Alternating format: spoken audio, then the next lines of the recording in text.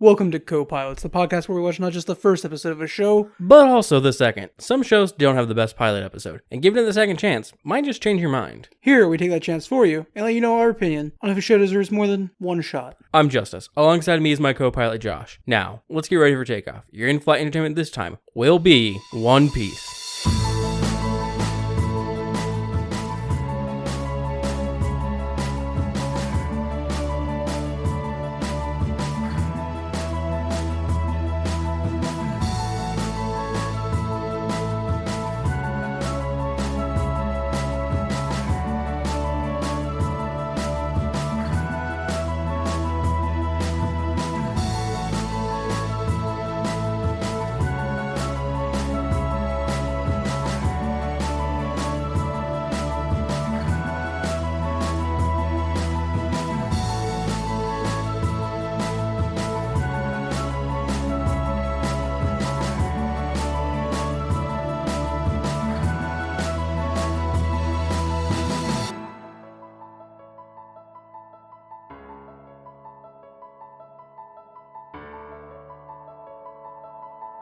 I prefer to think of us as co-captains, you know, selling the ship together.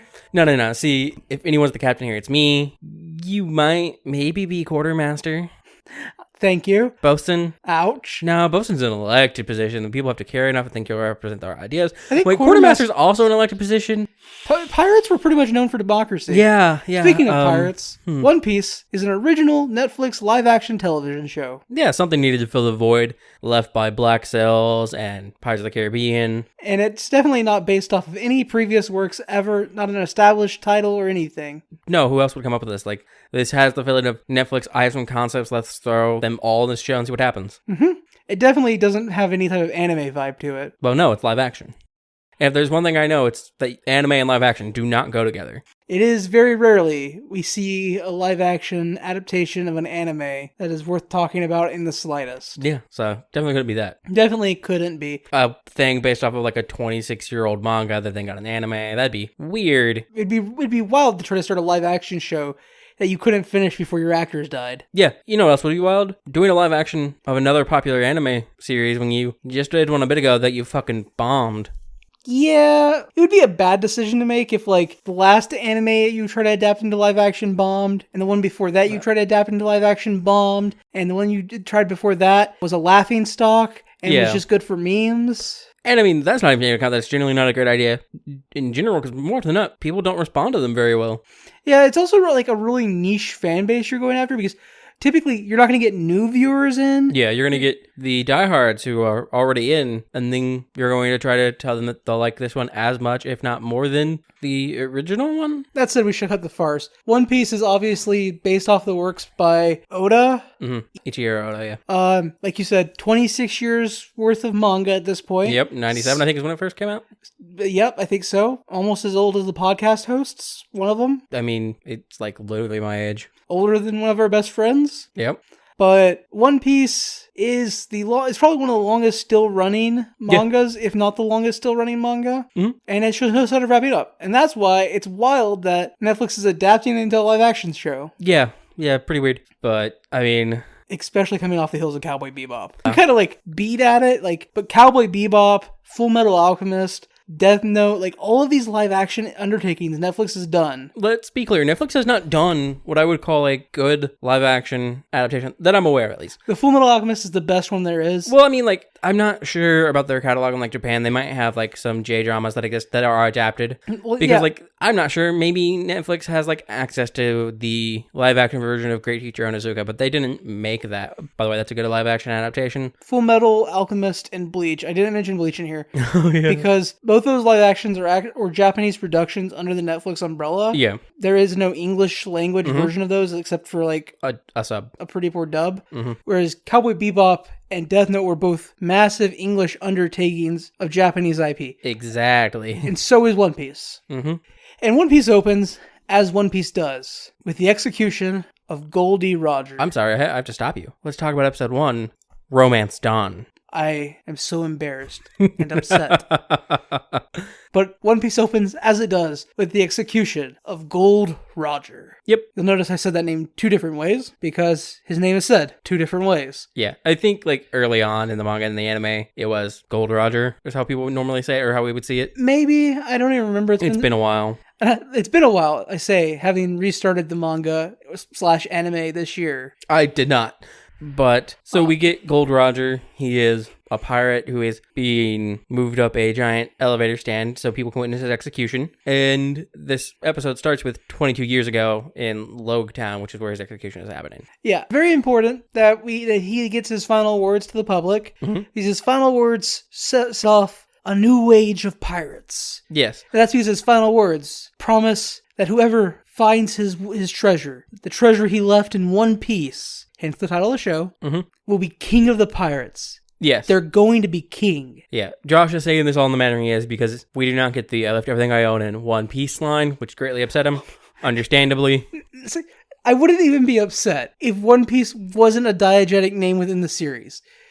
Yeah, the only reason why it's called One Piece is because that's what Gold Roger referred to his treasure as. But even in this live action, they call his treasure the One Piece. Mm-hmm. But he never said those words. There's no reason why anybody's calling it the One Piece. No, I agree. Also, we didn't even talk about who was executing him or why or what, because you just kept trying to go into his dialogue. Fair enough. Sorry. So Gold Rogers, the so-called king of pirates, is being executed by the Marines of the world government. We learn that it is a world government, which is, I would assume, vaguely important. Yeah. It establishes some setting and things. Yeah. And we see some people in the crowd. We don't know who they are yet. From my unless understanding, you've read or watched, One Piece before. From my understanding of the One Piece world, the world government's kind of like the UN, and they're technically in charge, but individual kingdoms and countries can kind of do their own thing. Yeah. But that's my outside understanding. Yeah, but then Vice Admiral Garp, who we do get his name, Gold Roger says it, proceeds to call for Gold Roger's execution. 2 nameless chaps behind him kill him. And that's kind of it. It sets off a boom for piracy. People want the treasure. People start sprinting out of this courtyard to go find the treasure. They're like, man, if I'm 3 steps faster than this person, I might be the first one to the treasure. 22 years later, nobody's found the treasure. Yep.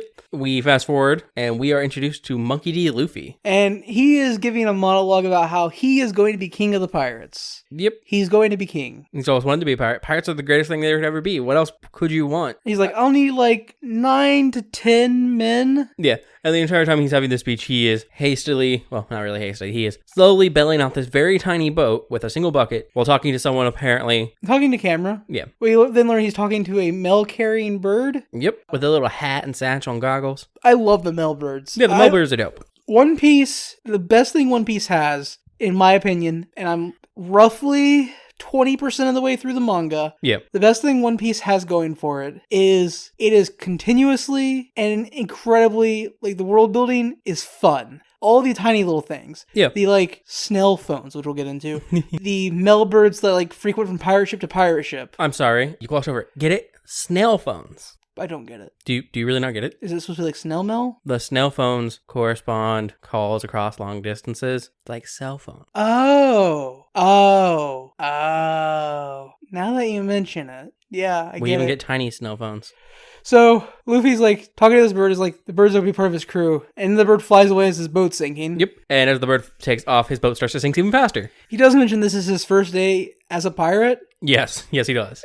So he climbs into a barrel and seals it shut so that he can float away because his ship is sinking. Yep, and then his barrel gets picked up. Yes, a pirate captain named Alvida is attacking another ship. And this scene looks so good.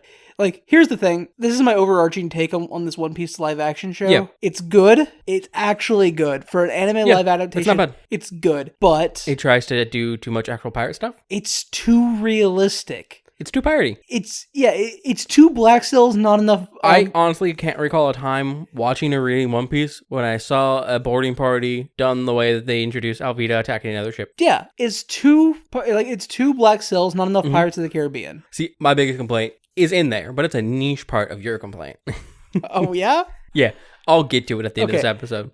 But so this pirate crew is taking a ship. As they do, we skip time, and they're just pulling their haul in, and we see the barrel with Luffy being taken downstairs and put in storage. Pick his barrel up out of the water thinking it's loot that got knocked over or something. I mean, it's floating, it's heavy, why not? And then that night, down in the storage area of the ship, I forget his name.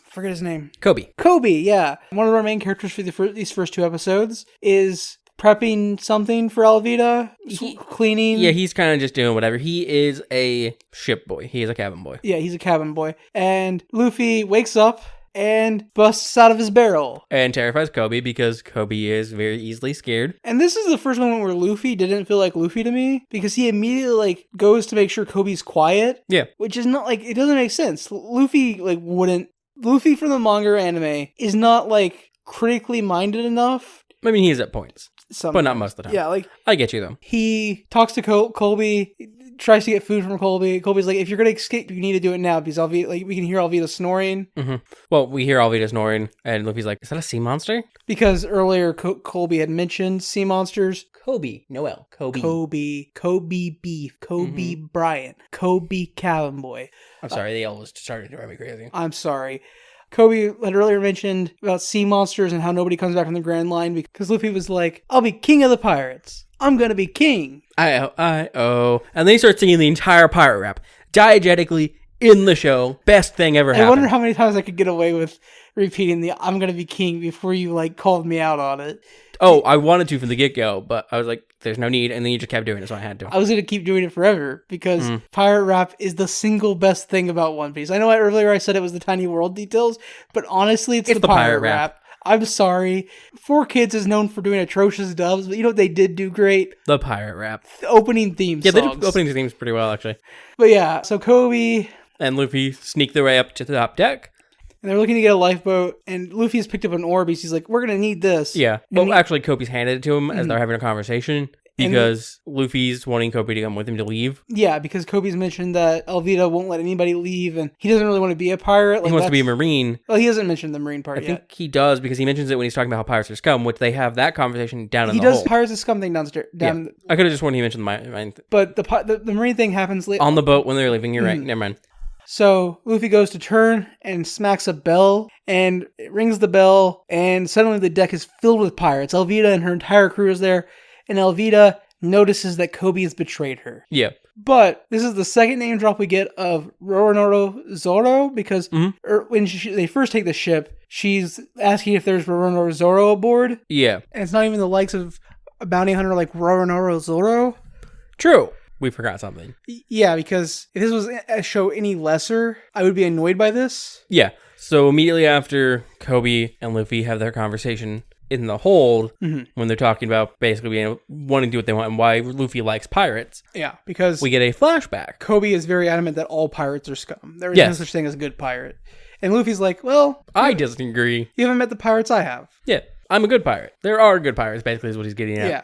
And we cut back to Windmill Village 10 years ago, and it's Luffy growing up. I'm glad you got these names and dates, because I do not. And we kind of just see Luffy as an orphan, hanging around waiting for Shanks and Shanks' crew. Yeah, the pirate ship comes back, and it's the red-haired pirate Captain Shanks. Yep. Who we did see at Gold Roger's execution. Yeah, he's wearing this weird straw hat with a red band around the middle that for some reason Luffy has in the future. I have no idea why they both have the same hat. It's almost like there's some type of connection there. Nah, that doesn't make sense. Yeah, but this flashback doesn't have a lot to it. It's kind of just establishing that Luffy was friends with this pirate crew who were like... And that Luffy has wanted to be a pirate since he was a kid.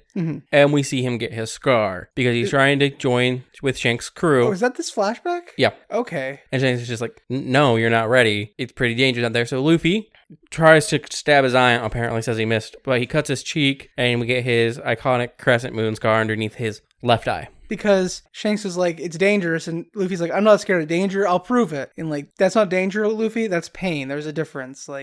Self-inflicted pain isn't danger because you know it's happening. Danger, requires a sense of unknown. But anyways, then we come back to the future, or present. Yeah, I don't think they go back to the bar yet. Yeah. We also, sometime in between here, get other cutbacks. Not flashbacks. We cut to other characters. We get a cut to a character who is on a lifeboat, and she's got. Is that during this time period? Yeah, like okay. We get like the origins of all these characters. Well, not the origins, like the starting point for all these characters in this episode, flashing back in between and out. And like, if this was a lesser show, if the show was done worse, it would annoy me. Yeah, understandable. But each of the characters, Luffy, Nami, and Zoro, offer a unique enough like difference, like in their storytelling, and additionally aren't reiterating the same information. As far as we know, these are 3 separate stories that have no overlap. Yeah, no, they are completely different. So I don't remember when we get all these. So we get Nami's. Mm-hmm. And she's like desperate for water, laying on this boat as it approaches another boat, calling for help, claiming that she was attacked by pirates. And these 2 pirates who are in this little boat are like, oh, well, glad we found you. And they go to help her when they notice that she has a treasure chest. Well, she has something covered with a giant tarp. And they're like, oh, what's that? She's like, no, please don't. It's the only thing I have left. It's the only thing I have.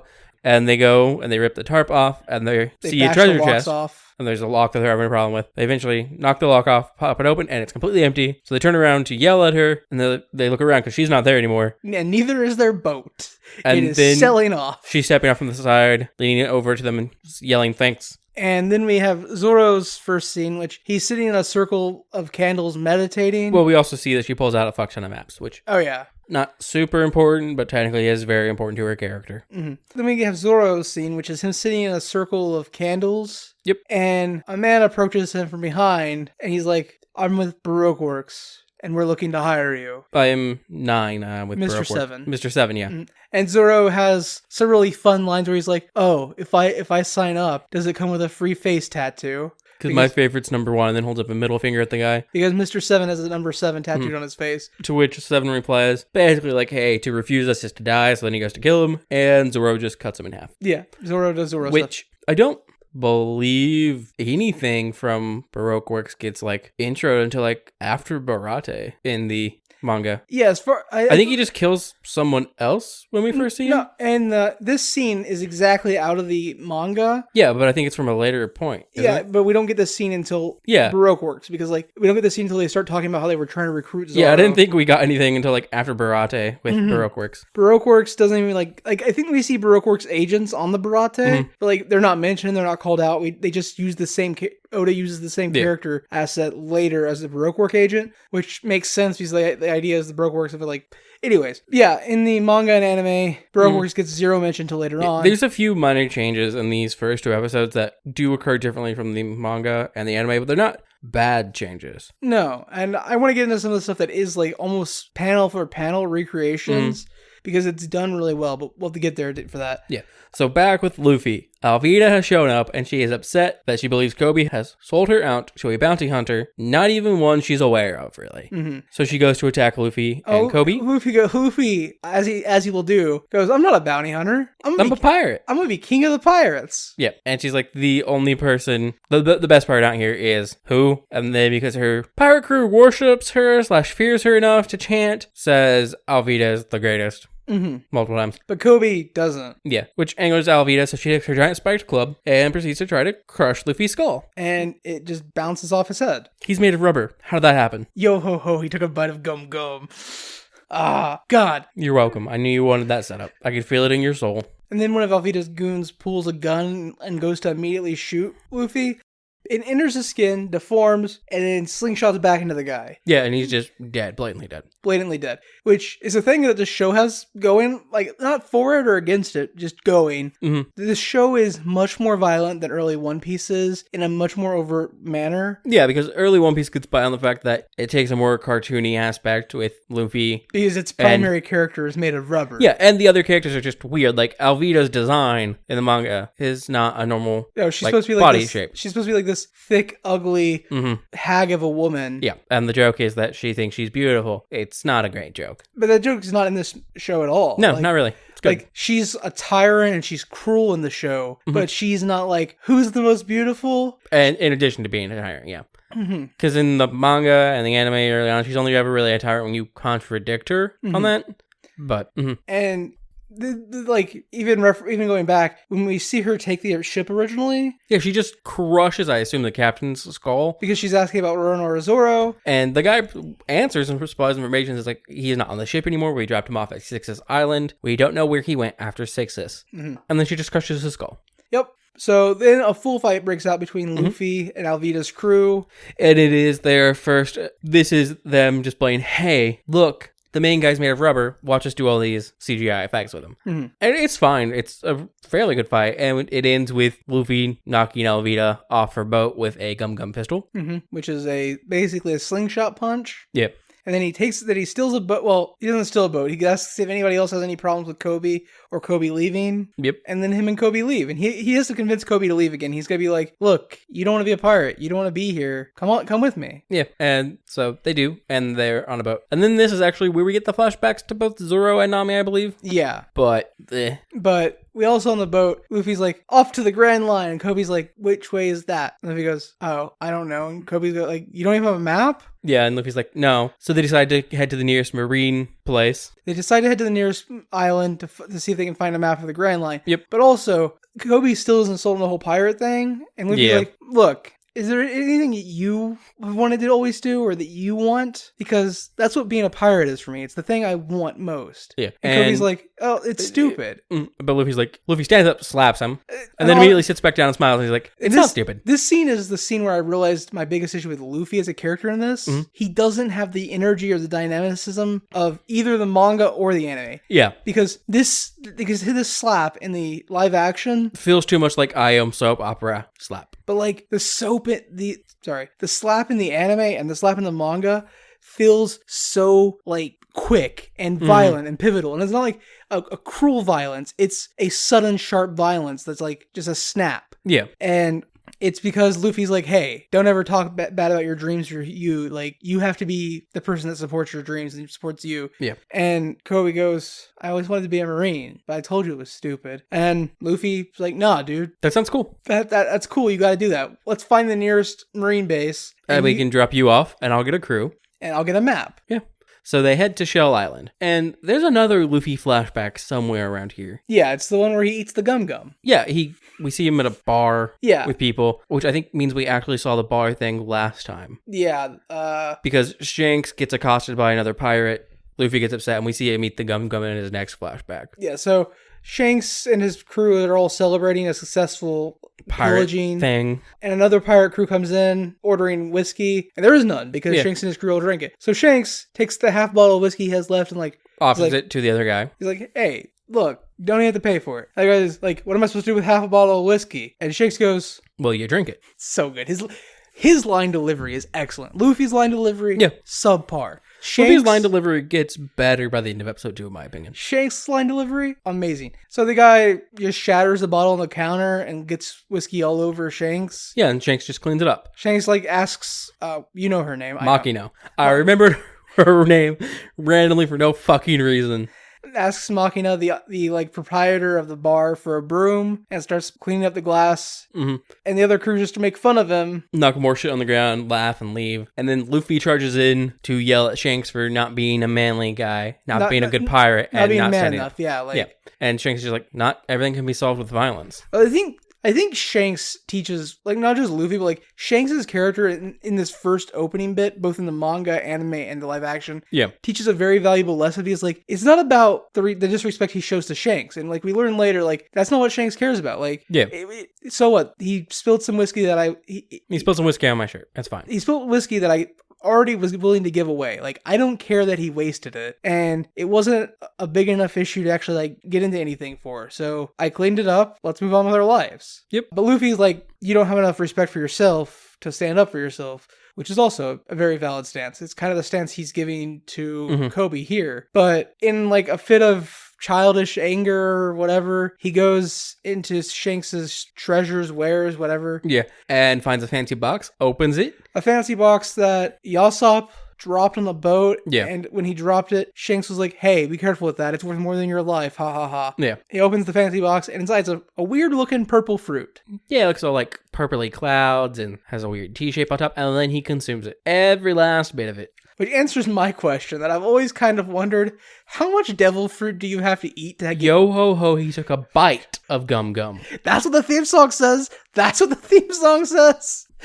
Also, I'm pretty sure when we saw Chopper's backstory, Chopper didn't eat the entire fruit. So I wonder if with devil fruit, if I take a bite of it and I hand it to you, can you also take a bite of it and get the power? See, I'm also curious about that because each fruit is unique. Yeah, like there's one of each fruit, but... If I could just... And how much of it does it take to activate? Like, could I just, like, puree it and put it in my pirate crew's, like, stew and just give my entire pirate crew, like, the smoke fruit or fucking the chop fruit, whatever? Importantly here, when you eat a devil fruit, though, Mother Sea curses you, which... If you get submerged in salt water, you sink, you lose your powers. Not only do you lose your powers, it's essentially kryptonite. Yeah. Like, you become weak, your powers are... Look, I already have that problem with the ocean, so it's fine. Just because you have a fear of large bodies of water? I don't have a fear of large bodies of water anymore. I just can't fucking swim, is what I was getting at. Fair enough. I still die in them. Give me superpowers. Fair trade. So Luffy and Kobe get to Shell Island. And they go to a bar there. Yeah, they plan on going in to the Marine headquarters, but Luffy's like, I don't think we're going to get in there very easily. I don't know how we're going to do it. We have to figure a way in. We need to figure out how to get in. And to do that, first we need to find some food. So they go to a bar to get some food. And in the bar, this is where all three characters' stories converge. Because Nami's in the bar, Zoro's in the bar. The thing that I would say is probably the biggest change from manga/anime to this first episode is the fact that they're all in this bar together. I think they're all in the bar together. No, because when he gets to Shell Island, Zoro's already tied up. Oh yeah, that's fair. Yeah. And Nami, we see her in the Marine headquarters, but she's not in the bar either. Oh, I still think it's very good storytelling. Yeah, no, this is classic television, especially when you're adapting from something. How do we get our main components together as quickly as possible? We need them all on screen with each other as soon as possible. Cowboy Bebop tried to do that, and it did it fucking poorly. This does the entire Faye arc. Yeah. This did it fine. This was fine. But yeah, there's also other issues with Cowboy Bebop. Yeah. Let's make one of the main characters black, and then also make him a deadbeat for our father. That's not racist. Yeah. Pisses me off so much. Yep. Either of those changes alone are fine. Making them both together... They're really not, because Jet, as a character, bashes one of his friends multiple occasions for not spending enough time with his daughter. So in isolation, either of those changes could be fine. Together, they are... I'm not a fan of the deadbeat father. Yeah. Adapting for Jet in general, just because it kind of goes against his character. Together, they are actively... bad. Yeah. But actually getting back on topic. Yeah, the One Piece changes aren't detrimental so far, unlike the ones in Cowboy Bebop. Yeah. But Kobe and Luffy show up to the bar, and like we said, Zoro and Nami are already there. Well, Zoro's not already there. Zoro walks in. Yeah, okay. Nami's already there. Zoro walks in carrying half of Mr. Seven's body. Yes. In a burlap sack. And we kind of changed main character perspectives from Luffy and Kobe over to Zoro. Yeah, Zoro sets Mr. Seven's half-cut body in the sack, to keep it nice and neat, on a bar stool next to him as he stands at the bar. And then orders a whiskey for himself. And one for his friend who's had a very rough day. And then the daughter of the barkeep comes up and she's like, hey, look, I made these rice balls for you because apparently she knows Zoro. It's ugly. The implication, it feels like they know each other or he knows. Nah, Zoro's just a pretty guy. That's fair. Zoro is a pretty... Give him free onigiri made with chocolate. The live action Zoro is prettier than the anime Zoro by a high margin, and it's wild. I agree. However, live action Zoro gives me a much less himbo vibe, which is sad. He doesn't have the himbo energy, but he does have insane, But anyways, she offers him these rice balls that have chocolate on them because chocolate makes everything taste better. Yep. And then this pompous douchebag in a gaudy ass suit comes in. It's Helmeppo. We just never get his name in this. Oh, he has a name? Yeah, he ends up going with Kobe throughout the series and stuff. Yeah, that is right. His name's Helmeppo or some shit like that. Yeah, you just don't recognize him because when you see him in the manga, he has the fucking bob cut because of what happens here. Yeah, and he bumps into the girl as she's giving Zoro these rice balls, these jelly donuts, as the cultured among us will understand. And she bumps into the guy. They fall. And he then starts yelling at the little girl. And then Zoro interrupts him, and he interrupts him to eat one of these rice balls off the ground. But the guy's actively stepped on. And then he picks up the other one and is like, hey, you knocked my food down. These are good. Why don't you try one? Yeah. And the guy he's astounded that Zoro would try to make this random guy, the bounty hunter, would try to make him in all his glory eat this shitty food off the floor. Yep. And Zoro's like, look, you could eat it, or I could put you in the hospital. Yeah, and he's like, are you threatening me? Do you know who I am? I'm a Marine officer, and he draws a sword at Zoro, and he just gets his ass kicked. Yeah, the guy's like, I only need one sword because Zoro has 3 swords. That's one of the key. We haven't mentioned that, but like, it's one of the key character designs of Zoro. He has 3 swords, but Zoro doesn't even use a sword here. He just martial arts his way. Yeah, and then a bunch of other Marines who are hanging out in the bar start attacking. And this is such a panel for panel recreation of the manga. It's so good. This fight scene is so faithful. It's ridiculous. Yeah. We see shots of Kobe and Luffy watching. We also get a tiny bit where we see, before everything kicks off, Nami is hanging around getting a drink. Yeah, one of the Marine officers or Marines in the bar offers to buy her a drink. She's like, no, thank you. And then she sees an older Marine guy. She says, no, too tall. Yeah. And then an older guy who is shorter with a balding head, just hair on the sides, walks past holding a drink, and she's like, and follows. Yeah. And then during all this confusion, she knocks him out and drags his body away and steals his clothes. Mm-hmm.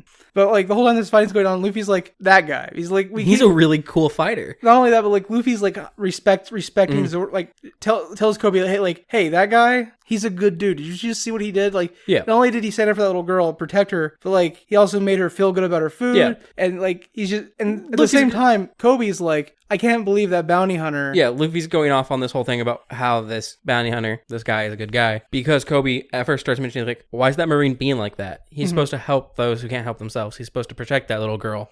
And then Luffy's like, yeah, but that guy, that bounty hunter, he's a good guy. And like Luffy also has this pretty potent line here where he's like, well, if there are bad pirates and good pirates, then there are also good Marines and bad Marines. Yep. And that's a bad Marine. But eventually but Zoro eventually leaves the bar after beating all these Marines up. He's got to turn this bounty in. So he beats Helmeppo basically and is holding a sword at him. And he's like, my father's the head of this place. He'll do anything. He'll give you anything. And Zoro's just like, in that case, he owes me money. Yeah, and he takes Mr. Seven's corpse. Yeah, we just immediately smash cut to Zoro, Helmeppo, and some Marine officers in Axe Hand Morgan's office. God, Axe Hand Morgan, they didn't nail his like facial prosthetic very well in this. No, because you can see underneath that jaw prosthetic in several shots. But he's still really fun. Yeah. And Morgan asks what's going on. And Helmeppo goes to explain about how Zoro's a piece of shit and how he was trying to cheat him. And Kid just gets backhanded with an axe by his father. Not dead, flat of the axe. That's how you backhand with an axe. You use the flat of it, in case you were wondering. And he's talking to Zoro and he's like, honestly, you did some really good work. You know, you could be a good Marine. We could be on the same side. Which is funny because they already are on the same side. Like, they're not both Marines, but they're both working to eradicate pirates. Yeah. And Zoro's just like, I kind of got my own thing going on here, which is the exact line he used on Mr. 7 earlier. Mm-hmm. And so Axe-Head Morgan explains, well, you can either do what I say or, assaulting the Marine officers and a punishment that can see you strung up in the courtyard for 7 days. No food, no water. Which means technically Zoro should be strung up for at least 28 days because he hospitalized 4 officers. Yeah. And Zoro's reply is just, guess I could catch up on my sleep then. Mm-hmm. And then from there, we cut to Zoro in the yard. He's strung up and Helmeppo is taunting him. Yes. Because Helmeppo has Zoro's white sword because Zoro has 2 normal swords and then a sword that has a white wrapped sheath. in white, yeah. And Helmeppo was taunting Zoro and he's like, you really think father's ever letting you out of here? You're going to die in this courtyard. And Zoro's like, we'll see about that. It just kind of keeps shrugging Helmeppo off until Helmeppo starts taunting him with the sword and then he starts getting angry. Yeah. Their interaction finishes when Helmeppo's holding a sword at Zoro and Zoro just like lunges at him. Oh, yeah. And Helmeppo gets scared. Stumbles back because it is scared. And he just does like a final passing thing. That's when he throws like do you think my father's rather going to get out of here and like scurries off? Yeah. And concurrently while that's happening, Luffy is with Kobe and he's trying to get Kobe to help and Kobe's just like, I can't, I want to be a Marine, I can't help you. And Luffy's like, well, you could get the boat ready to sell though, right? That's perfectly fine. And Kobe's like, okay, but then what are you going to do? We see Luffy look over at a drain pipe that leads into the base and she's like, don't worry, I'll think of something. And then after this scene with Helmeppo and Zoro, Luffy pushes a grate up. And he looks around and the courtyard's empty and then he sees Zoro. And, Zoro is still tied to his post. And Luffy is like, oh, you're that really good fighter from the bar. You should join my crew. What are you doing here? How'd they capture you? How'd they even manage to catch you? And Zoro's just like, they didn't. I turned myself in. Yeah. And so Zoro and Luffy have a conversation. Luffy offers to free him. And Zoro's like, I won't owe you anything. Yeah. Like, you can do it, but it doesn't mean anything. I'm not joining your crew. I'm a pirate hunter. You're a pirate. Yeah. I mean, at first, even when he's offering, Zoro's just like, why I don't have anything to do right now, basically. And Luffy's just like, nothing. And eventually, like, Zoro implies that he has something he wants to do or needs to do. Mentions that he made a promise. So Luffy starts to time, and that's when Zoro's like, I won't owe you anything. Luffy's like, that's fine. Yeah. If you got something else you need to be doing, you should do that instead. And so then we cut to Nami, and she is in the outfit that she stole from the shorter guy at the bar. Yep. And she is looking for a map of the Grand Line, and she's in the library doing it. The library, the map room, wherever they keep all their information. Yeah. And so a lower-ranking Marine comes up to her and is like, hey, what are you doing? And she's like, oh, Axe Hand Morgan sent me down here to get a map of the Grand Line. And the librarian's like, all the maps of the Grand Line to the Grand Line are kept under lock and key in Axe Hand Morgan's office. And so Nami's like, yeah, but... That's what he told me to do. Do you want to question Axe Hand Morgan? She rolls really well on her bluff check here. Yep. And succeeds. However, she fails her luck check because the guy she mugged for clothing walks in. And immediately recognizes her as you do. Yeah. She then proceeds to beat the crap out of these two people very efficiently. And right as she finishes, Luffy walks around the corner.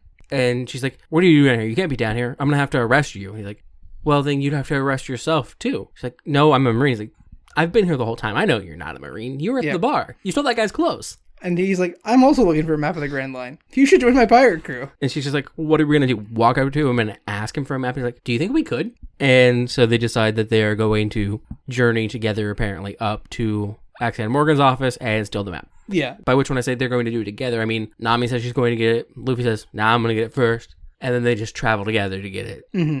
And just before they find Axe Hand Morgan's office, they actually run right into Axe Hand Morgan himself. Yep. And he doesn't recognize Nami, and then Luffy isn't in a uniform, so she tells him that she's taking this prisoner who's been arrested for disorderly conduct to get booked. Or to, like, move cells or something. To the brig is what she says. To the brig. There we go. And Morgan's like, I don't recognize you. And she's like, I requested to be put under your command from the 77th. Yeah, she's like, I was transferred here. I specifically requested to work under you. And he's like, smart decision. I like you. And then he walks off. Yep. And then they go right into his office. Well, they're walking to his office, and Luffy's like, well, how are we going to get in? And then Nami holds up keys. Oh, yeah. He's like, wait, how'd you do that? And she's like, I'm a thief. He's like, you should be on my pirate crew. It's the second most common line Luffy says in this episode. The first most common line being, I'm going to be king of the pirates. Yeah. I'm going to be king. Believe it? Is that this show? That's this show, right? I believe it is this show. I thought so. Yeah. So once they get into Morgan's office, they're just looking around to try to find where the map could be. And they can't find anything. And Nami's like, well, start checking everywhere else. And Luffy starts checking the wall of axe hands that he has. He just has extra axe hands. Who doesn't? And he pulls on one. It makes the desk slide away to reveal a safe. Yep. Which is right in Nami's wheelhouse. So she starts safe cracking. And they're working on it. And then we cut to Axe Hand Morgan walking into the library downstairs. Or the map room. Wherever you keep your maps to the Grand Line. Or don't keep your maps to the Grand Line. Mm-hmm. And the other two Marines, the ones that Nami knocked out, are regaining consciousness. And they alert Axe Hand Morgan to... Pirates that have infiltrated that base. Yeah. The pirate's an orange-haired woman in a Marine uniform. And Axe Hand Morgan immediately gets upset and runs off, like angry upset, and runs off to his office where they start pounding on the door and the alarms have been sounded. And Luffy's like trying to rush Nami. Mm-hmm. And then Axe Hand Morgan starts axe-handing his way through the door. Because it turns out when you have an axe for a hand, objects made of wood are not much of an obstacle at all. Well, actually, you're legally obligated to, if you are holding an axe or have an axe for a hand, whenever approaching a locked door, you must Jack Nichols your way through it. Here's Axe Hand Morgan! Exactly. So, because Nami can't hear the lock mechanism anymore, she's kind of giving up. Alarms. Luffy just grabs the safe and starts pulling on it. She's like, I can't do it right now. There's too much noise. And he's like, I got an idea. And he starts pulling on it. And she's like, this is your idea? Lifting the safe? This safe that's bolted into the fucking ground. But obviously he's stepping back and his arms are stretching. Nami helps. And they rip the safe out and go flying through the window because of the force. Mm-hmm. And then they land down in the courtyard where Zoro is. And he hasn't left yet. He's just been standing there like... Yeah. Or, no. My bad. He has left because he had to go do stuff with, what's his name? Helmeppo. Yeah. Which I think we actually cut to, like, right about now. Mm-hmm. Because Zoro... We cut to Helmeppo. Yeah. Who is standing in the mirror, no shirt on, holding Zoro's white sword. And then it making zooms out. poses. It zooms out, and it's Himepo's just naked posing in front of the mirror with this white sword. Yeah, pretending to be a badass. Mm-hmm. And then the door opens. And Zoro walks in. And Helmeppo grabs a teddy bear to cover his junk. And begs for his life because he assumes Zoro is here to kill him. And Zoro says he has a better idea. We don't know what that better idea is because we cut back to the courtyard where Nami and Luffy landed. And Zoro walks into the courtyard only to see them fighting off a bunch of guards. Yeah, a bunch of guards are showing up and they're fighting them. And then, shortly after Zoro decides to join the fight, so does Captain Axe-Hand Morgan. And then Luffy and Zoro team up to take down Morgan while Nami takes on the rest of the guards and attempts to escape on her own with the map. But, doesn't make it very far because there's more guards. Yep. So they end up beating down Axe-Hand Morgan, and the three make their escape back to the boat. Yeah. And then from there, they start to sell off together. Well, they go to sell off together. They go to sell off, and Helmeppo shows up with guns pointed at them, letting them know that they can't leave. They can't just escape like that. Before Helmeppo shows up, we have a scene with Kobe. Nope. Kobe's scene after this? Yes. Okay, yeah, sorry. Helmeppo's holding them at gunpoint, and Luffy's just like, what's with his hair? Zoro has given him the worst fucking, it's bob cut. It's like a bowl / bob cut at the same time. It's that uneven. And as he's threatening them, he just gets knocked out by a punch from the side. And it's Kobe. Yep. And Luffy's like, Kobe, you should come with us. And Kobe's like, nah, this is what I want to do. I want to be a Marine. I want to be a Marine. I want to help protect people. I want to be better than him. And gestures like Helmeppo, something along those lines. And so there's a heartfelt goodbye where Kobe's like, next time we meet, we might be enemies. And Luffy goes, yeah, but right now we're friends. Yep. It's very heartfelt. And that's the end of this episode for those guys. But we cut to a figure. Getting a call on their snail phone. It's Vice Admiral Garp. Okay, you're talking about Garp. I was talking about the other part. My bad. Garp gets a call and then makes his way to Shelltown. Yes, because the call is about a map to the Grand Line being stolen by a pirate in a straw hat. Yes. So he makes his way to Shelltown, where immediately Axe-Hand Morgan's just blowing things out of proportion. He blames his son for it. It was an entire group of pirates. They had devil fruit powers. But they managed to scale them off. And we see Kobe standing in the block because this conversation's happening in the courtyard with all the cadets and things. Yeah. And we can see Kobe being like, no, that's not what happened. And then I think after this bit, we get whatever thing you're going to talk about because I know we end once again on Garp. Do we end on Garp? I believe so, because I'm pretty sure this episode ends because another person's being informed that the Grand Line map has been acquired from yeah, you're right. It's what you say is next. Yeah. And my thing I was thinking about is next episode we get more Garp. We get a monologue from this person about how it's their Grand Line map. They've been planning for months. Yeah. They'll just have to take it back from the people that took it from them, and then we zoom out, and it's a clown that is also a pirate. Yep, I was entirely wrong.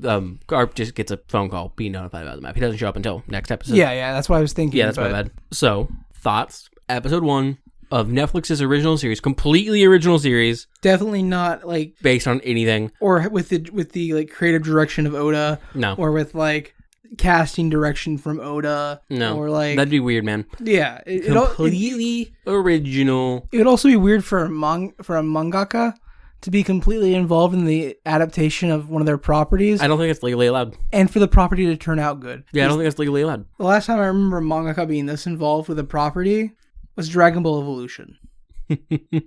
Where Toriyama was on set almost every day of filming. He just wasn't allowed to have opinions. And they never listened to the words he said. Yeah. So what are your thoughts on episode 1 of One Piece? I don't like Luffy's actor very much. Which is hilarious because Oda hand-selected him to play Luffy. Oda, you were wrong. I love Zoro's actor. Yeah. And other than the consistent attempt to be more piratey than One Piece is, it's a good show. The action's good, the fights are clean, but it just feels like it wants to be. It leans too heavily Black Sails, not heavily enough Pirates of the Caribbean. I get that, yeah. In the comedy darkness tones is what I'm referring to. I figured that out. Otherwise, great show. I would actually it's 8 episodes for season 1. Yeah. I would watch more at this point. I'm reading One Piece now. I am ostensibly a One Piece fan. I'm doing it for you, Hunter and Chris. You guys have convinced me to read One Piece, but you'll never convince me. I don't hate myself.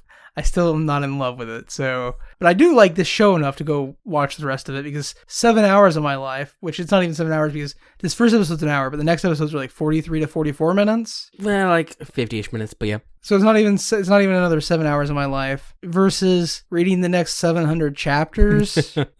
Yeah. I'd rather just watch 7 hours of One Piece. But yeah, I like it. What about you? I agree. I think it's overall fairly good. I don't have as many issues with Luffy's actor as you do. I don't think he's bad. I think he's low energy and doesn't have... I think he has moments of high energy that work. To me, it feels like an actor still settling into their role. Fair enough. He does improve in episode 2, so... Yeah, like, there are moments in this first episode where he feels like Luffy, and then there are other moments where I'm just like, that I got no energy from that. My biggest issue is corollary to yours, by which I mean it's also basically being too piratey. My issue is that basically besides Nami, Zoro, and Luffy, everyone else, and Buggy, who we hear in the next episode, we hear him a bit here too. But everyone else speaks like they're in like 16th century. They talk with the accents as if it's a Black Sills. Yeah, like 16th century England or like they're 16th century pirates. And that's just not something I was expecting. And also, if we're talking about a world where we're seeing characters that are supposedly from vastly different areas of the world. Yes. But they all talk with the same accent. World government. But we know other people that grew up around them don't talk with the accent. Rural Hicks. Luffy grew up around everyone else in Windmill Village who talked like they were fucking from the 16th century.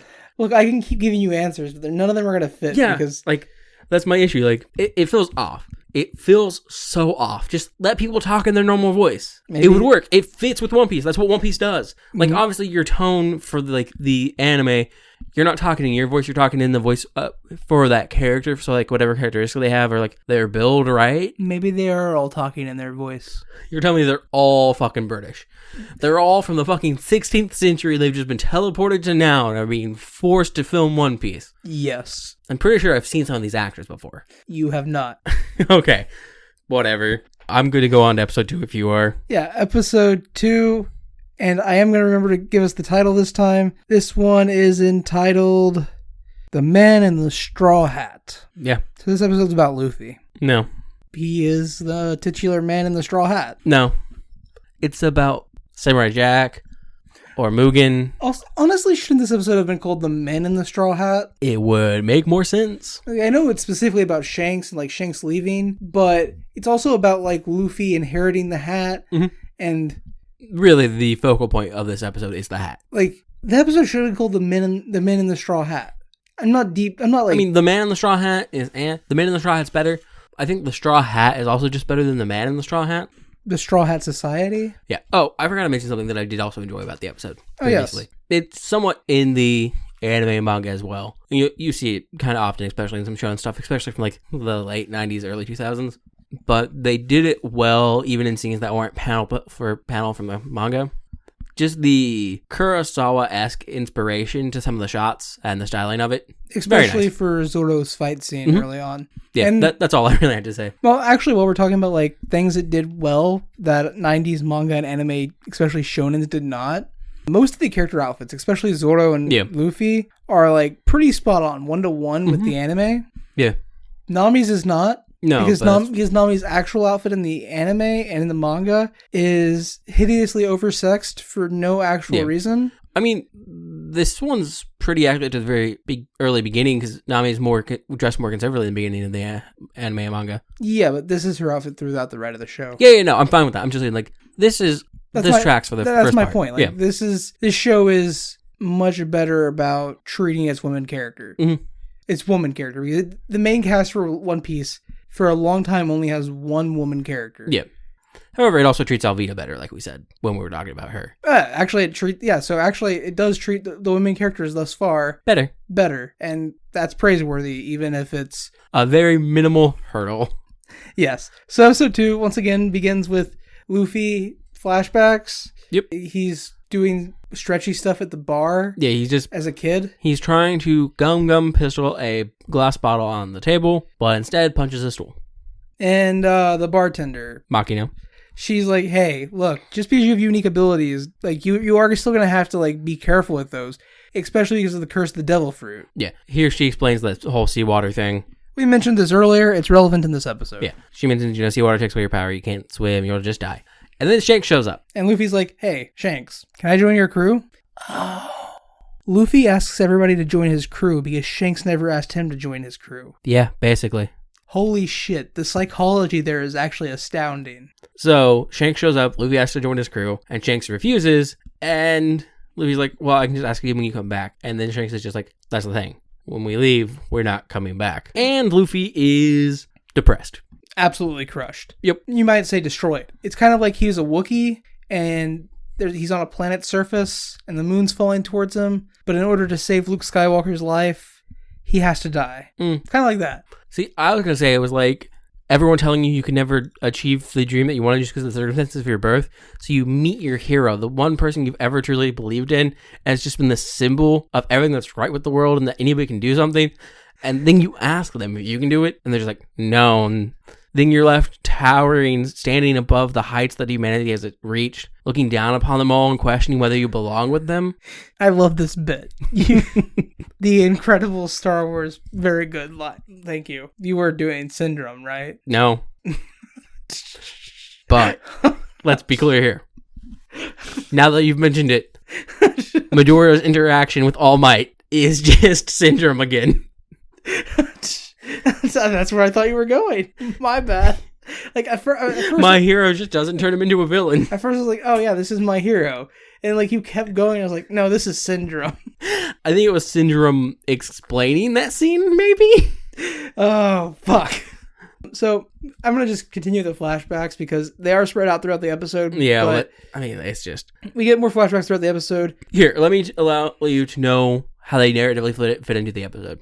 This episode, whenever someone touches Luffy's hat, and it's not Luffy, possibly a flashback. Or when Luffy gets submerged in seawater, flashback.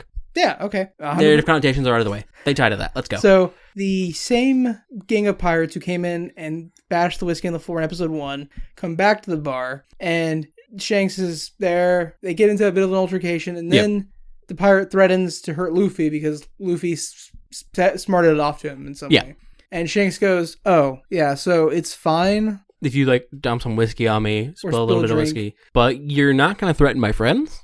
And he finger guns one of this dude's, first mates or... one of his crew members. And in classic, fantastic Losers fashion... God, that scene in Losers is iconic. Oh, yeah. Chris Evans' best superhero role. If you haven't seen Losers, go watch Losers. It's one of the best Marvel films. Mm-hmm. And the guy's head just pops. Yeah. And then the camera pans over to where we see it's one of Shanks' crewmates. And then we don't really see how Shanks is handling this at the moment, so we focus on that guy and incoming Yassop, who we've said his name. We don't actually ever really say his name in these first 2 episodes. It does get subtitled, yeah, though. And also it is on his head. Yeah, he wears a headband that says Yassop. It's kind of hard to read from some angles, but it's Yassop. He's a vaguely important character. He's also a reference to Japanese folktale. Yeah. He's just a cool character. Yeah. Yeah, so Yassop just starts kicking ass along with the rest of the crew. Dual-wielding pistols to do it. Uses one pistol, can't use it again, obviously. Grabs another pistol from one of the other guys, uses it.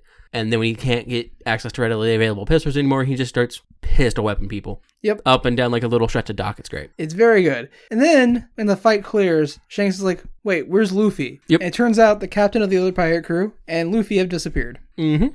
They're out on a little rowboat, headed out into the fucking sea, with no boat seemingly near them, so I don't know where this guy's taking him to. Oh, he's just planning to kill Luffy. That's the entire purpose. Yeah. I'm just saying it seems like a bad idea. And he's, talking shit to Luffy about how, if he had just learned to keep his mouth shut, da-da-da-da-da. Mm-hmm. And then as the guy's getting ready to stab Luffy, a shadow is seen underneath the waves, and then the boat rocks. Mm-hmm. And a giant sea monster knocks them out of the boat. Yep. And it immediately noms the captain, fucks his day up forever. Yeah. That man is dead. Or he's busy, Jonah Welling that shit, man. That man is dead. Look, I know from One Piece, sometimes wells aren't really real, or sometimes they are real, but you build an entire secret base inside of one anyways. Yes. Yeah. All I'm saying is maybe he's alive, maybe it's a fake sea beast, maybe that's actually his ship. You don't know, it's One Piece. Anything could happen. But then Shanks... That's actually Gold Roger in disguise. That's why he's wearing that reddish jacket and has a mustache and long black hair. Then Shanks shows up to save Luffy because Luffy is drowning here. He can't breathe. He's lost all his strength because, again, seawater is basically kryptonite. Yep. he pulls Luffy back up. Shanks saves him just as the monster like goes to bite him, and Luffy's crying in Shanks' boat, and Shanks is like being like, "Hey, look, you're okay. We're okay. Look, it's okay." And Luffy hugs Shanks, and then notices that Shanks is missing a fucking arm. Yeah, because the sea monster just ate all of Shanks' arm. Not all of it, just like from just above the elbow. Yeah, all of Shanks' arm. A good amputation spot. All of Shanks' arm. And so Luffy starts crying and more and apologizing. Because it's his fault that... Yeah, which, fair, true. 100%. Back on land, though, Shanks goes over to Luffy, and they have a conversation where Luffy once again asks to join his crew. And then because he knows it's dangerous now. And Luffy then makes a promise that the next time Shanks sees him, he'll be the best pirate there is. Mm-hmm. And Shanks takes off the hat, plops it onto Luffy's head, and goes, "Be good, Luffy," and then walks away. Well, no. Yes. No, he explains that, cool, so when I see you again, you can give me my hat back then. Yeah, I mean, the hat is a symbolic guarantee that they will see each other again. And then he tells Luffy, be good. Yeah, I mean, obviously, but like, you gotta be more heartfelt about it, Justice. No, I don't. Anyways, let's come back to the present, where Luffy is pointing out to Nami. He's just yammering on about how all three of them would make such a good crew together. No. He's not saying they would make a good crew. He's saying they are a good crew. He's like, man, guys, this was my first real pirate heist. Look how successful we were. And Nami's just like, yeah, it was kind of obvious. It's obvious that this was your first pirate score. And she's still trying to open the safe and just getting super in with him because he's fluttering about the deck and then occasionally like getting right up in her business. Yeah. Talking to her, she's trying to still listen to the safe. But she doesn't manage to get it open. Mm-hmm. And we get the map of the Grand Line. Zoro's upset because he's like, you stole this safe. And all that was in it was a piece of paper. Yeah. Or pieces of paper. There's multiple maps. They only take one for some fucking reason, though. Yeah. I feel like you should, because we know there are maps to the Grand Line or maps of the Grand Line, I feel like you should take out all of the maps and compare them to one another, because oftentimes maps are wrong. But here's the thing that... Or sometimes some people just make up things to put on maps. That way you can be like, hey, no, see, this is a made-up island. It doesn't exist. I put it there. That way I would know if anyone copied my map. It's a copyright. Here's the thing, and this is important, and this is outside knowledge of One Piece. The map is to the Grand Line, not of the Grand Line. I mean... Specifically because you cannot map the Grand Line. I mean, more importantly, outside information. Of course, there's only the one map that matters, because originally Nami steals this map from Buggy.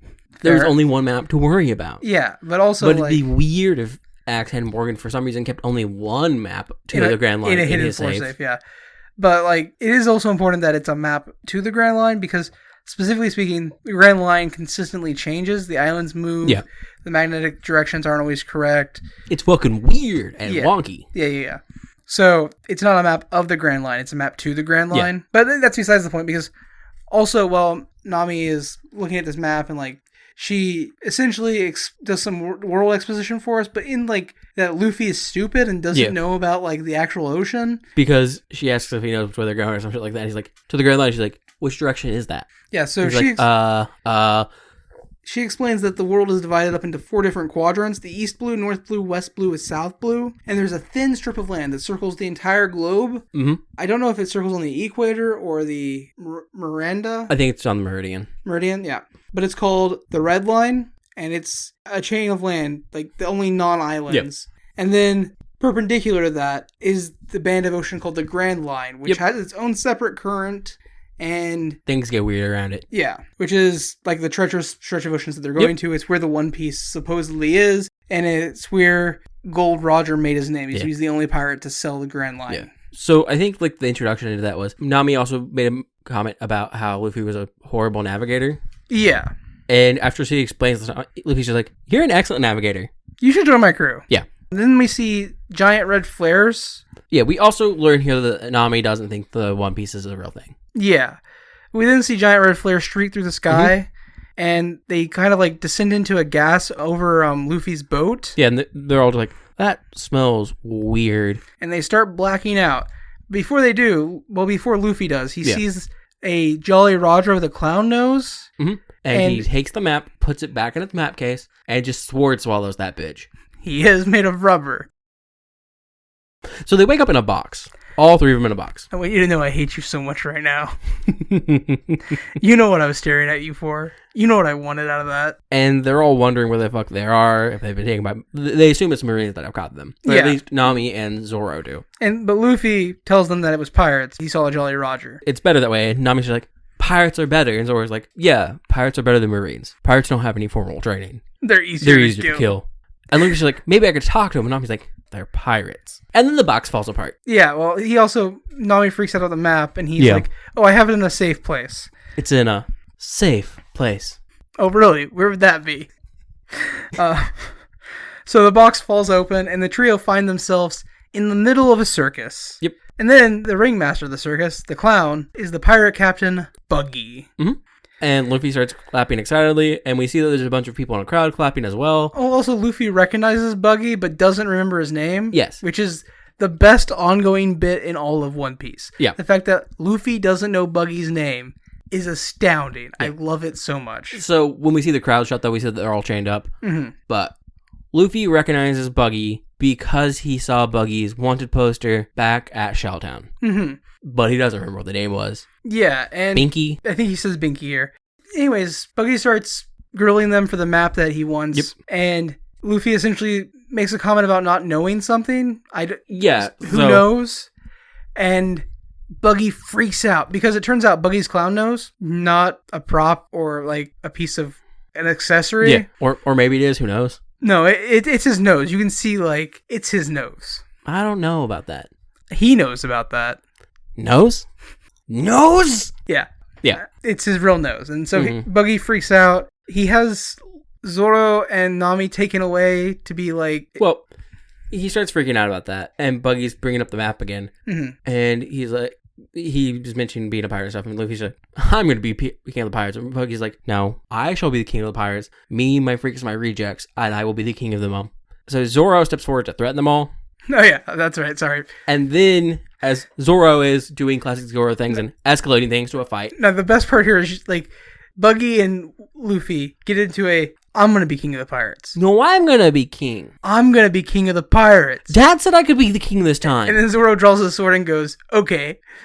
Yeah. So, Nami, stopping Zoro from trying to kill everyone, steps in and she's like, oh, I think I've got a new reject for you. That you'd be very interested in. Yes. So she grabs Luffy's hat and throws it up. And he stretches up to grab it. And Luffy freaks out, stretches his hands all the way to the top of the tent to grab the hat. Yep. And Nami uses this distraction to run outside the big top tent they're in into a completely, absolutely fucking destroyed town. And where she is immediately tackled by 2 pirate thugs and pulled back into the tent. Where she's immediately astounded by how destroyed it is, looks around for about a good 10 seconds, being like, wow.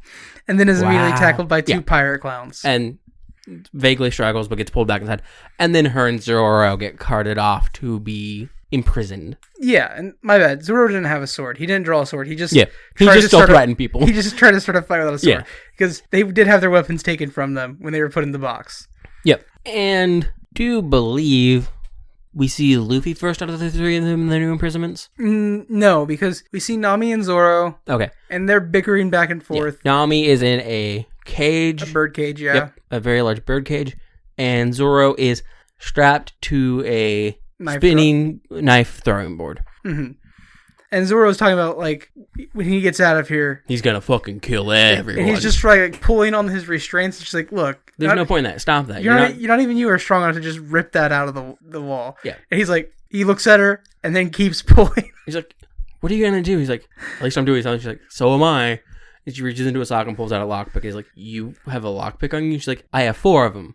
The clowns only found 3. And he's like, so what's the plan? She's like, the thing we've been doing the entire time. Keep a look up, make sure nobody sees us while I pick these locks. She's terrible at picking locks. She is. Yeah. She is. It's an old lock. She has a rack pin. It shouldn't be too hard. She is terrible at picking locks.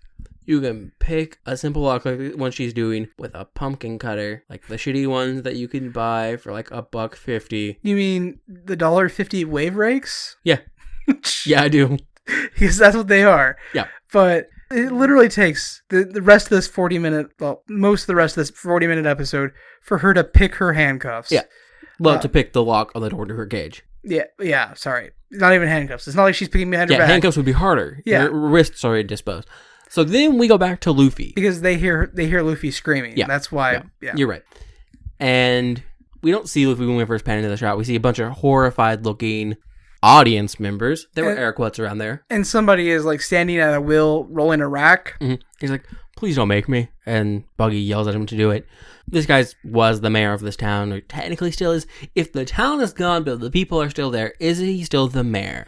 And I guess that's an existential question about what makes a community that I don't feel like getting into at the moment. So he's a guy in a wig. He's a guy in a puffy white wig.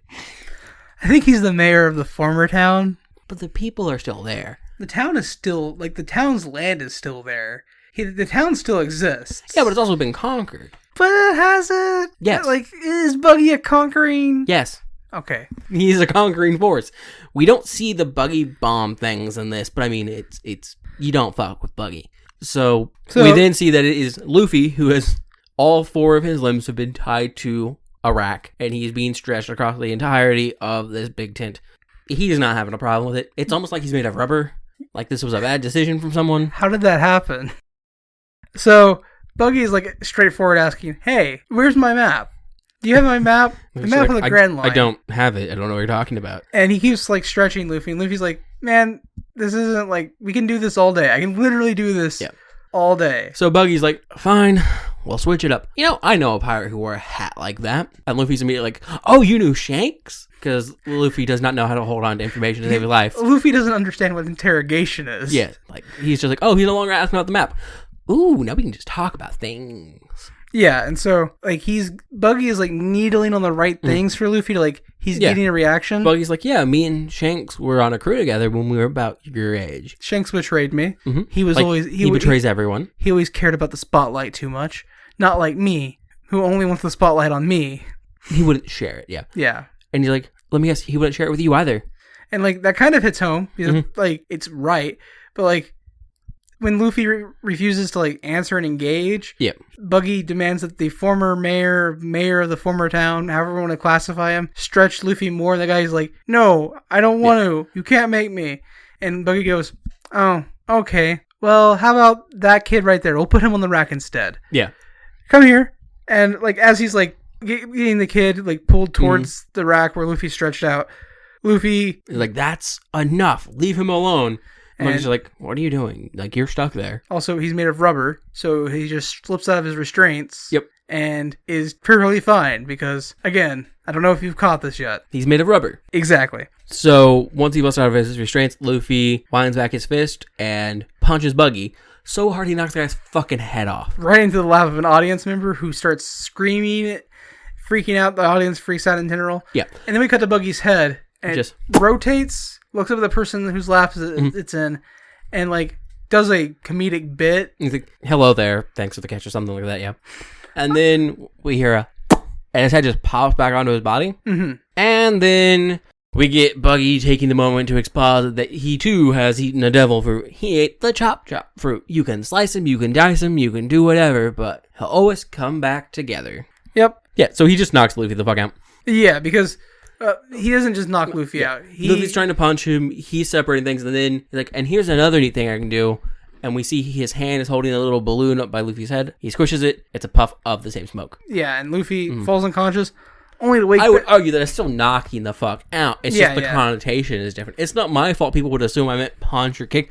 I didn't say those words. The fact that someone would put those words into my mouth is atrocious. So then Luffy wakes back up, and now he's in a plexiglass, like glass container that has slowly got salt water. It's an escape tank. Yeah, it's slowly got seawater pouring in from the ceiling, and Luffy is barely able to like stand up, even though the water's like at like knee level. Yeah, because seawater, kryptonite. Yep. And then we have one of our flashbacks that we already talked about. Well, then we also get a cut to Kobe, and this is what you were talking about at the end of the last episode. Kobe standing in a block at Captain Garp's talking to everyone, and Accent Morgan's trying to be like, "Oh, all these pirates, blah, blah, blah, blah, blah." It is important that we re-mention that Himepo is also here. He's no longer a Marine. He's now... Helmeppo is a cadet again. Yes, he's been demoted to cadet. Accent Morgan's blaming the entire fiasco on his son. Not on his son, on all of them being inept, but especially his son. And he's like, if it wasn't for our newest recruit, who we just got today, my son probably would have been killed. That's really kind of it. It's just Axe and Morgan lying about shit, and we see that Kobe is indeed a... We want to go ahead and just finish out the Kobe. I would. The Kobe story here, because Kobe, we do cut back to Luffy, but yeah, we'll eventually come back to Kobe, and their stories don't actually affect each other. Yeah, no. So Kobe is taken to what was Axe and Morgan's office. Mm-hmm. This is a little bit later in the day, and Garp is questioning what Kobe's involvement was because people saw him with one of the pirates, with the Straw Hat one, in fact, and like initially Kobe tries to play it off like he doesn't know what they're talking about. Yeah.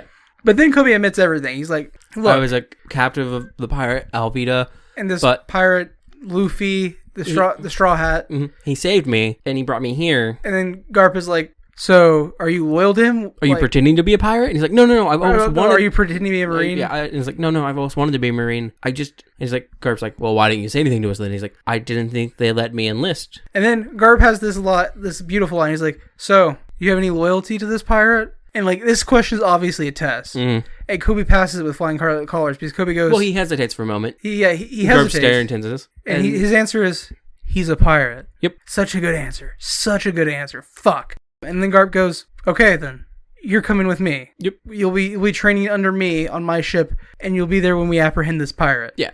And then we see that Morgan's been kind of taken care of, by which I mean he's tied up to the post in the courtyard that no one has gotten off of before, besides Zoro, apparently. Because Garp doesn't like liars. Yeah, he talks to the entire cadet class and all the Marines enlisted at this fort. Yeah. And he goes, we are deep in the time of piracy, but it's not the pirates who are the real threat to the Marines and our mission. It's their dreams. And it's not the pirates who are... We can take their lives, we can take their boats. Yeah. But until we take their dreams, they will always come back. Which is basically their explanation as to why they have all the maps of the Grand Line, because if pirates don't know how to get there, they can't achieve their dream of trying to get the One Piece. I think getting to the Grand Line's easy. Yeah. If you're in the West Blue, you travel towards the North Blue. Yeah, no, I think it's... Oh, sorry. If you're north, you travel south. Yes. If you're east, you travel west, and eventually you will hit the Red Line or the Grand Line. Yeah. And if you hit the Red Line, you just follow that north or south. Yeah. Until you get to the Grand Line. You know, I think it's relatively easy as well, but apparently not. To be fair, Luffy didn't know there was 4 seas. Yeah. So. I don't think Luffy knew the cardinal directions, man. Fair enough. We come back to Buggy, and the tank is continuing to fill. Mm-hmm. It's almost full.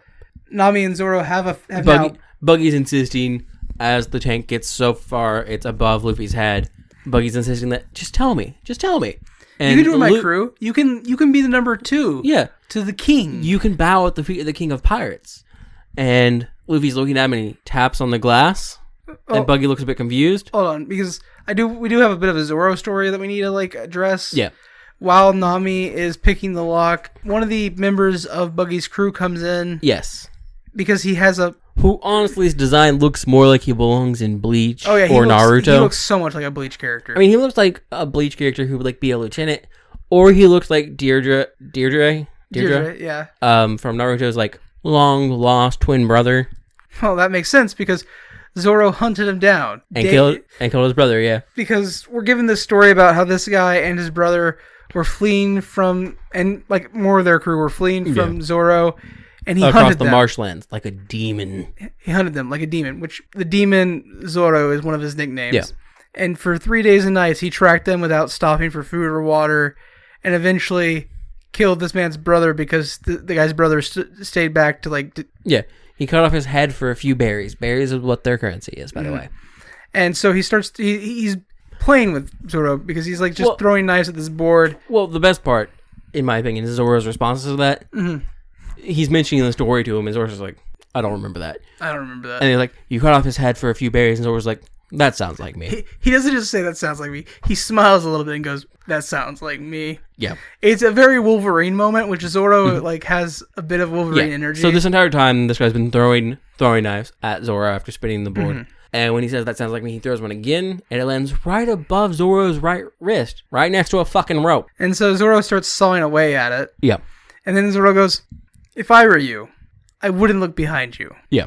And so the man immediately turns around and looks behind him, where he gets just jacked cheap shotted by Nami. And then Zoro rips his arm free. And then wraps his arm around this dude's throat and just chokes the man out. Yep. Before he gets free. And then they go save Luffy. Yeah. So Luffy taps on the tank. Buggy looks a bit confused. And then the tank cracks when we see a blur of motion that hits it. It's Nami threw her staff and then it bounces back. Yeah. Yeah. So the tank breaks and Luffy gets out and we get our fight scene. Which this fight consists of Luffy getting his ass kicked for a little bit. Yep. Because he can't manage to hit Buggy, and Zoro can't manage to cut Buggy. It's Zoro looking like so pissed off, and like the pure look of consternation on his face as he there's a moment, dices Buggy up. There's a moment where he just looks so defeated. Mm-hmm. And then Buggy just reforms, and he's like, oh no. I can't just cut He it. doesn't even go all three sword style on Buggy, which we forgot to mention was a thing he does. We mentioned he has three swords. We didn't mention that he goes three sword style on Axe and Morgan. Yeah, that's how they beat Morgan. Yeah. It's fine. It's a good moment. Watch it. Yeah. But then Luffy sees all these like chests and boxes around the circus and he's like, Nami, the boxes, and starts like kicking and punching and throwing parts of Buggy into these boxes so Nami can slam them shut. And Buggy's getting super fucking annoyed, yeah. And eventually all that's left is Buggy is his hands, his feet, and his head. And they're all stacked on top of each other, so he's a little tiny Buggy. And he's screaming in anger. He's like, what have you done? And then Luffy Gum bazookas him out of the big top. Now, I'd like to point out, in the first episode at a point, when Luffy uses his Gum pistol, Zoro's just like, what is that? And Luffy's like, oh, everyone. All of the greatest fighters call out their moves. Yeah. And Zoro's just like, no, they don't. In this fight, before this happened, Buggy did call out Chop Chop Barrage. Yeah, Buggy called out his moves. Yeah, so right now we're at a vote of 2-1 on if good fighters, or the greatest, really, call out their moves. Alvida didn't call out her moves. Alvida's not the greatest. Morgan didn't call out his moves. Yeah, those are trumps. And they didn't offer their opinions. Fair enough. But yeah, that brings us essentially to the end of this episode. Yeah. Luffy and crew set the village free. They go to leave. The village mayor goes to give Luffy a box of like provisions and food. Yeah, very small box of like food. And Luffy goes, no, you guys need it more. And then immediately runs back and grabs a single piece of food out of it. He's like, yeah, I'm going to take a snack. Yeah. So they all get on their boat and they set off, as Luffy says, bound for the Grand Line. That's maybe not. He doesn't know how boats work. And then in the cabin, we see Nami pull out a small case from underneath the floorboard, open it, and take a small little sea snail and put it in her ear. And then she calls somebody and lets them know that she has the map. And she's on her way. And that's the end of episode 2. So, what are your thoughts on the so very original Netflix series, One Piece? So, I've already talked about how I like the show. Yes. This episode specifically I like because it gives Buggy way more business. Like, Buggy does not get this much business in the like early run of One Piece, and that's a shame because Buggy is so fucking fantastic. He's also such a great mirror and foil to Luffy. Like, he and Luffy have similar paths. Mm-hmm. Buggy has just taken the darker one of them. Yeah. I think it's fantastic. I like the show a lot. I would watch the next 6 episodes, partially because I'm lucky enough that in the 250-ish chapters of One Piece I've read, my favorite arc is very early. Mm-hmm. I love Arlong Park. Arlong Park is good. You're not wrong. And that's the end of the season. Arlong Park deals with fishmen who Nami is... Well, that's spoilers. You have to watch the show or read It does the with manga. fish people. Yeah, there's fish people. That's the spoiler. But in that being the end of the season... When you go into their town, you'll think they're pretty normal at first, but then you're like, maybe that's a weird cult thing going on. And you still will be a bit confused. At first you'll be like, they're kind of greasy. And then you're like... Oh, there's just what are those weird lights at night out in the sky? It's okay though. They're just Greek. That's a normal thing. They're just Greek. And then you'll stumble into them doing like this weird ritual. But you'll still be like, I don't know, maybe it's like this weird community bonding thing. And then you'll find out they're fish people. And then there's no real big repercussions. You're just kind of weirded out. But also, like, are they really fish people or are they just Greek? H.P. Lovecraft was shit. Yeah, this is a good bit too. But no, I like the show. I'd watch more specifically because I know that my favorite arc is coming up, and I would like to see how that gets adapted. I'm not the biggest One Piece fan, but like I would like to see Heihachi and Zoro's fight in live action. Yeah. How about you, though? I would watch more. I think the make or break moment for me in these 8 episodes would be introduction of Mihawk and introduction of Sanji. Which should be both are Barte. Yeah, because Mihawk beats the shit out of people, and briefly fights, air quotes, Zoro, by which I mean Zoro just gets stomped. Decimates. Yeah. Decimates Zoro. And also cuts a boat in half because he's Miyok. Yeah. And we get Sanji, who's fun-ish. But yeah, if those aren't done well, or the characters aren't portrayed well, I think it would be an immediate no-go at that point. You bring up Hawkeye Mihawk, and like I would love to see who they cast for that. I might just Google it after we finish this. But yeah, so you would watch more too? Yeah, I would. That's 2 upvotes from us, your co-captains. Enjoyed. That's each of our one piece on the show, or our 2 pieces of the show. I don't know. Anyways. I tried a thing and it didn't work. Thank you for listening. We'll be back with you with another show review soon, but before that, we'll have an interstitial. If you'd like to get in contact with us, you can do so by emailing us at copilotsreview@gmail.com, tweeting us or Xing us on X at copilotsreview, or you can find a link to our Gmail, our X, preferably Twitter, our Patreon, you know, and our YouTube at copilotsreview.simplecast.com. You can find, the term you can find our X at this link. Yeah. Really just sounds like you're marketing revenge porn, honest to God. Yeah, I don't like it. It makes me feel bad. I don't like Elon Musk. Anyways, thanks for flying with us. And please fly again soon.